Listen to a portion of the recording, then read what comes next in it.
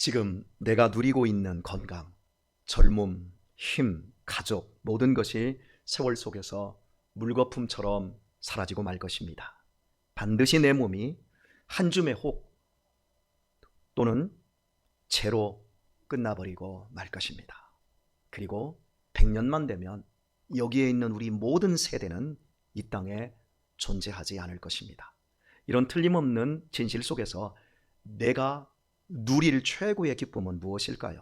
이 질문에 대한 답이 본문에 있습니다. 신생한 예수 공동체에서 세례를 준다는 소식에 세례 요한의 제자들은 분노하였지만, 그러나 세례 요한은 도리어 크게 기뻐한다고 고백하며 한 비유로서 자신이 가진 기쁨의 정도를 표현하였습니다. 이스라엘의 전통 혼례는 옛날 우리나라처럼 신부집에서 이루어졌습니다.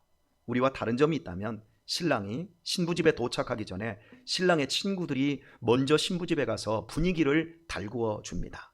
신랑 친구 중에서도 전적으로 책임을 맡은 한 사람은 절대로 결혼 흥이 식어지지 않도록 계속 흥을 돋구어야 합니다.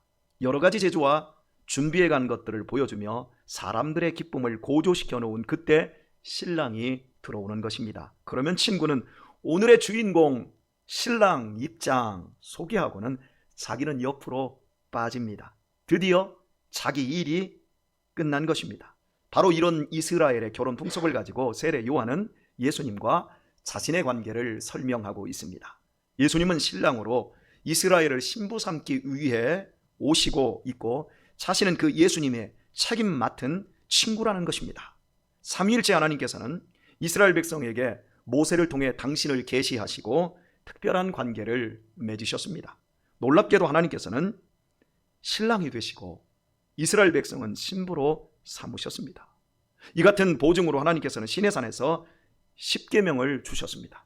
참으로 기가 막힌 은혜입니다. 왜냐하면 창조자께서 피조물인 인간과 결혼 관계를 맺는 겁니다. 어떻게 하나님께서 피조물과 밀월 관계, 즉 서로 사랑하는 관계를 맺을 수 있는 것입니까? 이스라엘은 하나님의 신부로 다른 어느 민족도 경험할 수 없었던 참된 영적 자유와 참된 영적인 풍요로움을 누릴 수 있었습니다. 그런데 유대 종교는 시간이 지나면서 신랑이신 하나님으로부터 점점 멀어져만 갔습니다.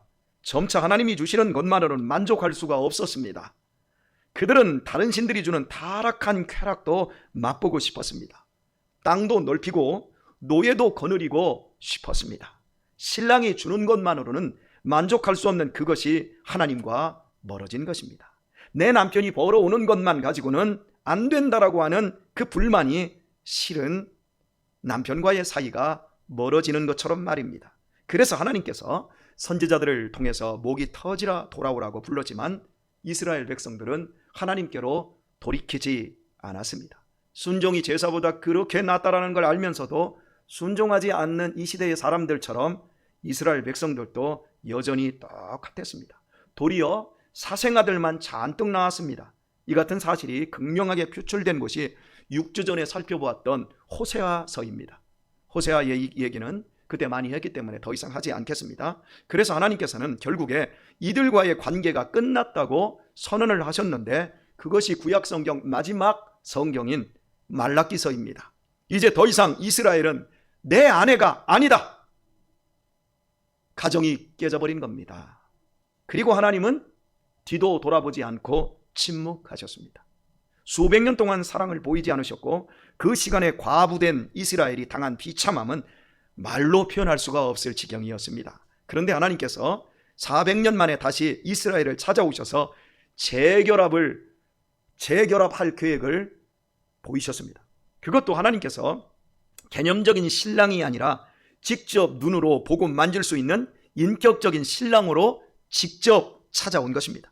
이제 이스라엘의 비참한 과부 생활이 끝나고 신랑 되신 하나님과의 재결합이 이루어지려 하고 있는 순간입니다. 재결합만 되면 이스라엘은 그간의 과부서름이 한순간에 날아가고 행복한 가정을 다시 찾을 수 있게 되었습니다. 바로 그 일을 위해 신랑의 길잡이 역할로 선택받은 사람이 세례 요한이었던 것입니다. 세례 요한은 이 재결합을 위해 영적으로 병들고 썩은 유대 교인들을 회개시키고 요단강에서 세례를 베풀어서 신랑 맞을 준비를 했습니다. 그리고 마음을 새롭게 한 이스라엘이 지금 신랑인 예수님께로 넘어가고 있습니다. 그것을 보고 세례 요한은 기쁜 것입니다. 이제 어둡고 추운 유대교의 과부 시대가 끝나고 예수 그리스도를 통해 사람이 성령으로 거듭나서 하나님의 신부가 되는 시대가 온 것입니다. 신랑 되신 그리스도가 오셔서 이스라엘을 신부 삼고 사람들을 추수하는 시대가 온 것입니다.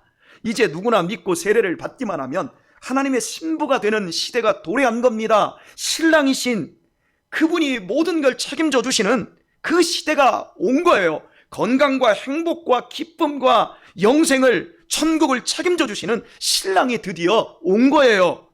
이제 세례 요한은 무사히 자신의 일을 마쳤습니다.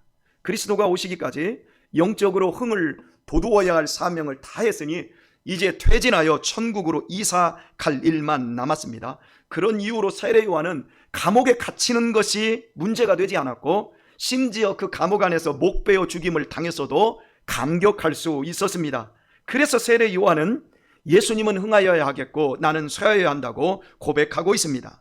짧고 헛된 인생 동안에 자신에게 맡겨진 영원한 사명을 오롯이 감당한 사람만이 할 수 있는 최후의 고백, 그것은 예수님은 흥하여야 하겠고 나는 쇠하여야 한다입니다.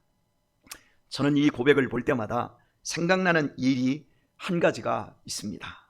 결코 잊을 수 없는 일입니다. 제가 우리 교회를 개척하기 전 30대 초반 인천에 300명 정도 모이는 교회에 후임으로 내정되어 가게 되었습니다.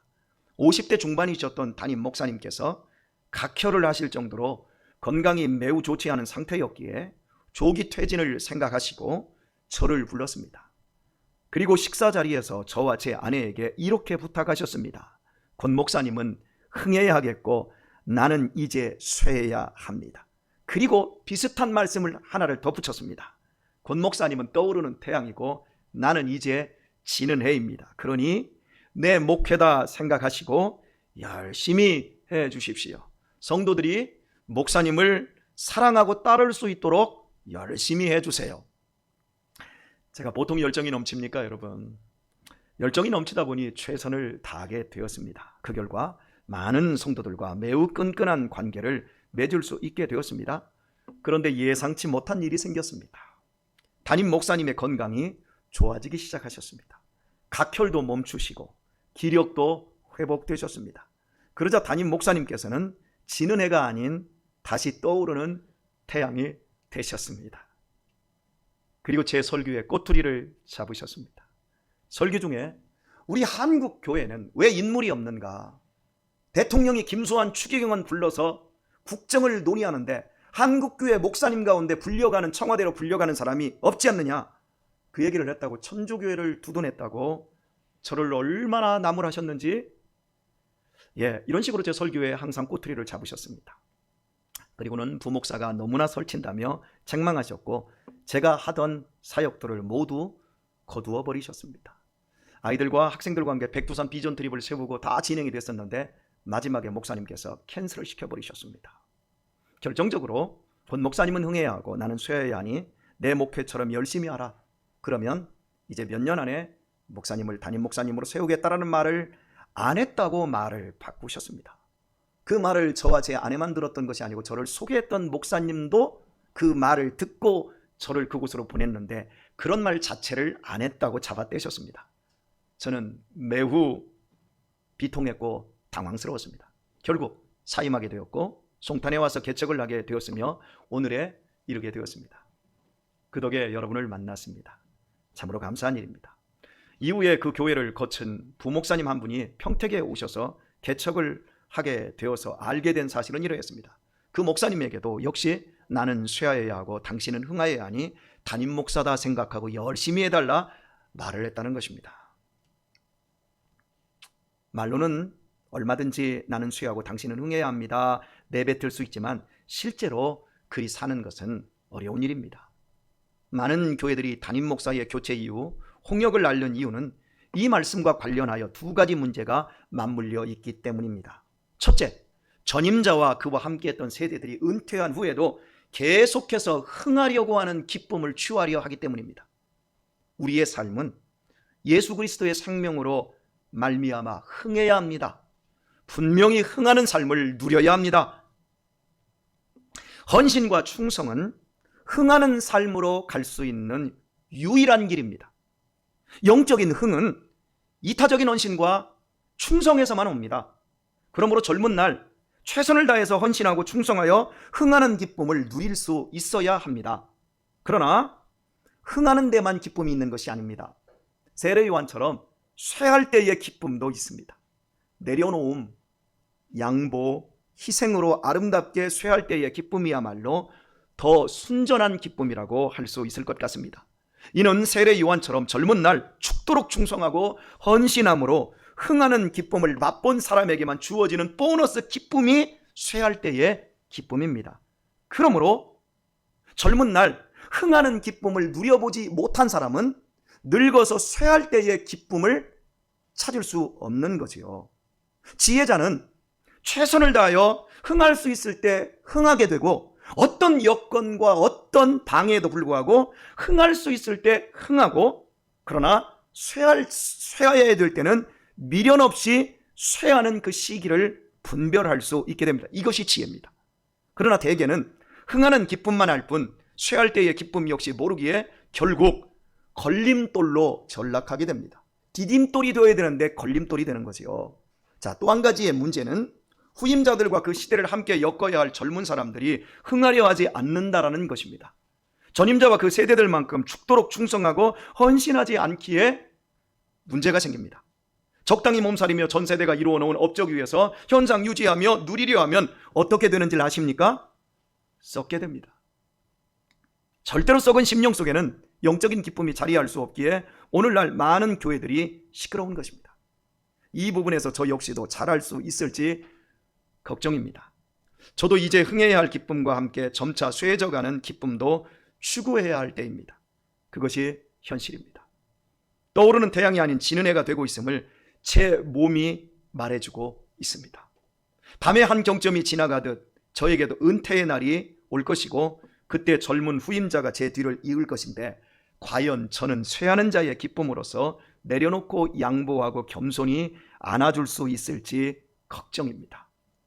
또한 저보다 더 뛰어난 열심과 더 큰 충성과 헌신으로 다음 세대들과 함께 죽도록 충성하고 몸이 바스러지도록 헌신하며 참된 기쁨을 추구할 후임 목사님을 우리 교회가 맞이할 수 있을지도 걱정입니다. 그래서 저는 벌써부터 기도하고 있습니다. 퇴장과 등장 속에서 우리 교회가 최고의 기쁨을 누려야 하지 않겠습니까? 여러분들도 기도해 주시고 지금 나는 어떤 기쁨을 추구해야 할지 분별하시며 지혜를 따라 행하실 수 있기를 바랍니다. 심령이 썩지 않게 하십시오. 우리의 최고 기쁨은 거듭나서 영원한 하나님의 나라를 유업으로 물려받게 된 것에 있습니다. 이것이 지금은 실감이 나지 않아 아멘이 한 사람도 안 나오지만 머지않아 여러분의 눈에 흙이 들어가는 날 확실히 알게 될 기쁨입니다. 십자가의 대속의 은혜로 멸망해서 구원받아 하나님의 자녀가 된 그 기쁨, 그것은 우리가 경험할 수 있는 인생에서 최고의 기쁨입니다. 여러분 인생에서 과거에 누렸던 여러 기쁨들이 있었지만 지나고 나니 없어졌고 허무한 것들 아닙니까? 합격의 기쁨, 취직의 기쁨. 저는 합격했다고 좋아서 저한테 문자 보내고 막 들뜬 마음으로 목사님 저 됐어요. 그리고 나서 6개월 1년도 되지 않아서 난 잘못 들어갔나 봐요. 나 회사 너무 짜증나요. 그게 여러분 세상의 기쁨이에요. 결혼 얼마나 기쁩니까? 출산, 내 자녀를 처음 안았을 때 얼마나 기쁩니까? 그것이 지금도 기쁜 것입니까 여러분? 아련하고 쓰린 추억이 되어 우리 마음을 스산하게 하고 있지 않습니까? 그것들은 우리가 인생에서 누릴 최고의 기쁨이 아닌 겁니다. 그러나 우리가 예수님을 구주로 영접한 기쁨은 세월이 흐를수록 더욱 확실해지고 커지고 있지 않습니까? 영적인 약속들을 잊어버렸다가도 불쑥불쑥 생각날 때마다 그래 주님이 나 구원하셨고 나와 함께 하시지. 나에게 영원한 생명과 천국이 있지. 이것이 생각날 때마다 안심이 되고 나를 미소 짓게 하고 있지 않습니까? 그렇다면 이제 우리의 남은 생에 경험해야 할 최고의 기쁨이 무엇이겠습니까? 주님께서 내게 맡겨주신 사명을 충성되이 감당하고 세례 요한처럼 멋지게 되장하는 것 아니겠습니까? 한 번뿐인 인생, 제대로 꽃 피우고 제대로 열매 맺어야 될 것 아니겠습니까? 꽃 피우지도 못한 나무는 열매도 맺을 수가 없습니다. 참된 기쁨은 꽃에 있지 않고 열매에 있습니다. 우리의 인생 활활 타오르지도 못하고 그냥 푸석푸석 되다가 꺼져서야 되겠습니까? 인생 사는 동안 예수님 믿으면서 최고의 날도 최고의 기쁨도 경험치 못하고 한 줌의 흙이 된다면 얼마나 비통한 일이겠습니까? 꽃 피우고 타오르지 못하면 시들고 썩게 됩니다. 인생의 늙음이 단지 시들고 쇠약해지는 것으로 가지 않게 하십시오. 다 영글고 단단해지고 잘 익은 열매로 서야 하지 않겠습니까? 항상 그날을 생각하고 사십시오. 금방 그날이 올 것입니다. 생각하지 못한 날 그날이 올 수 있습니다. 영적으로 흥하시기를 축복합니다. 그래야만 쇠할 때 최고의 기쁨 가지고 죽음 앞에 당당히 설 수 있습니다. 꽃잎이 떨어지는 날이 오고 타오르던 불꽃이 사라질 날이 곧 오고 말 것입니다. 그러므로 인생의 향기를 이제부터 모아 가십시오. 그날을 위해 이제 우리 주님께서 인정하시는 주님의 가장 귀한 친구로 여러분의 인생을 완성해 가도록 하십시오. 마태복음 11장 11절에서 주님께서는 세례 요한에 대하여 이렇게 말씀하셨습니다. 여자가 낳은 자 중에 세례 요한보다 큰 이가 일어남이 없도다. 그러나 천국에서 극히 작은 자라도 세례 요한보다 크니라. 세례 요한의 때부터 지금까지 천국은 침노를 당하나니 침노하는 자는 빼앗느니라 말씀합니다. 수많은 선지자가 있었어도 세례 요한이 가장 큰 이유는 그가 가장 가까이에서 예수님을 구주로 증거했기 때문입니다. 모세 같은 불세출의 선지자도 기적의 선지자 엘리야도 예수님과 너무나 멀찍이 있어서 예수님의 직접적인 증거자가 되지 못했습니다. 그러나 세례 요한은 예수님의 친구처럼 그리스도를 증거하셨습니다. 그것도 자기를 버리면서까지 가장 큰 기쁨으로 증거하였습니다. 바로 그 점에서 세례 요한은 가장 큰 사람이었습니다. 주님을 향한 직접적인 증거가 이리도 큰 복이고 특권이라는 거예요. 중요한 것은 복음의 시대에 있어서는 지극히 작은 자도 세례 요한보다 더 크다고 말씀하셨습니다. 이것은 오늘 우리에게 하나님께서 얼마나 부유하게 은혜를 부어주실 수 있는지를 보여줍니다. 아무리 보잘것없는 자라도 세례 요한보다 더 큰 은혜를 받을 수 있고 더 큰 일을 할 수 있다는 것입니다. 주님께서 단번에 피 흘리심으로 하나님의 무한한 은혜가 우리들 위해 부어지고 있습니다. 누구라도 구원 얻을 수 있고 은사를 받을 수 있고 주님을 섬길 수 있습니다. 제한 없는 성령님의 역사하심이 우리 중에 약속되어 있습니다. 그러므로 이 썩어가는 세상, 이 짧은 인생을 살아가면서도 참된 기쁨으로 영적인 보유한 자가 누구나 될 수 있습니다. 그럼에도 왜 많은 사람들이 이 엄청난 은혜의 홍수 속에서 갈증을 느끼고 있는 것일까요? 이런 엄청난 약속이 있는데도 왜 교회 안에서 사람들이 메말라 있고 마른 건불처럼 바싹 타들어가고 있을까요? 불신앙 때문입니다. 하나님의 말씀을 적당히 믿고 적당하게 살기 때문에 썩어가고 있어서 그렇습니다. 나의 모든 부유함과 행복과 기쁨이 다 그리스도에게 있다는 사실을 믿지 않으며 죽도록 충성하지 않기 때문입니다. 머리는 거룩한데 발은 시궁창에 빠져있고 입술은 은혜스러운데 마음은 영양이 공급되지 않아서 썩어 문드러지고 있기 때문입니다. 오늘날 신앙이 지나치게 개인적이고 이기적으로 변질되는 것이 전염병처럼 퍼져 있습니다.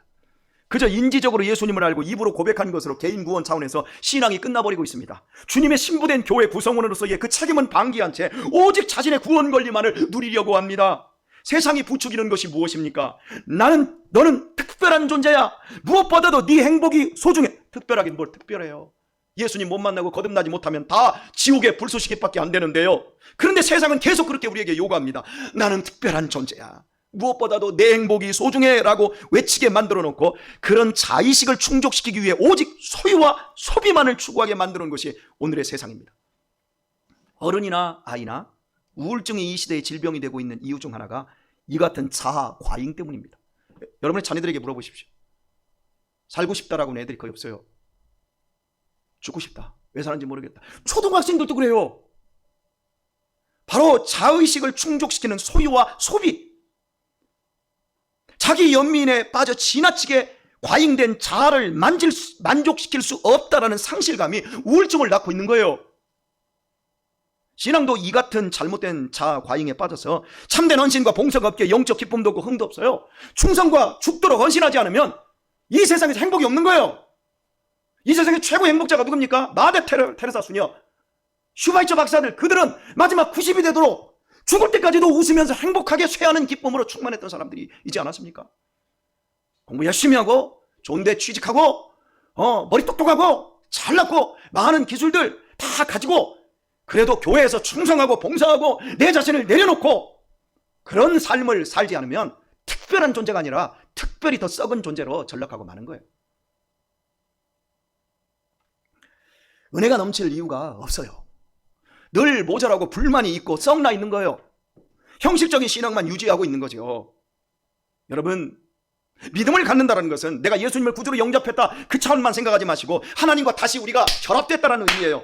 하나님의 귀중한 하늘 가정 안으로 우리가 들어왔다라는 거예요.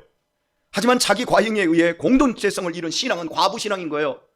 여기 과부들 많아요, 여러분. 과부신앙은 항상 외롭고 항상 서러울 수밖에 없어요. 우리 어머니가 과부로 살았지 않습니까? 이놈저놈이 찝쩍대고 이 아저씨 저 아저씨가 와가지고 저녁에 와가지고 헛간에서 어머니 덮치고 어머니가 막 소리 지르고 얼마나 서럽고 얼마나 외로운 줄 아세요? 저는 그걸 봤어요. 과부신앙은 항상 외롭고 항상 춥고 항상 서러울 수밖에 없어요. 우리는 원래 과부보다도 더 불쌍한 고아와 같은 자들이었습니다. 이방인이 교회가 어디 있어요? 이방인이 하나님이 어디 있어요?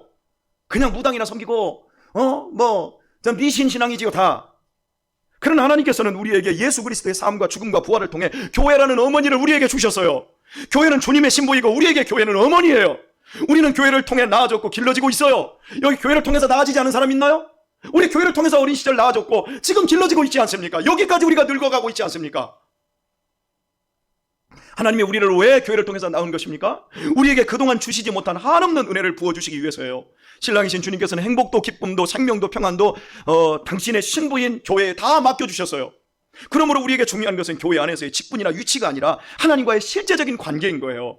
나와 하나님과의 관계가 개인적으로 얼마나 가까우냐, 나와 교회와의 관계는 어떠한가, 이게 중요한 거예요. 나는 정말 예수님의 특별한 신부인가, 나는 정말 예수님의 특별한 대우를 받고 있는 신부인가가 중요하지, 나는 특별한 존재야. 뭐 혼자 특별한 존재입니까? 다 썩어 문드러질 죄인이지요.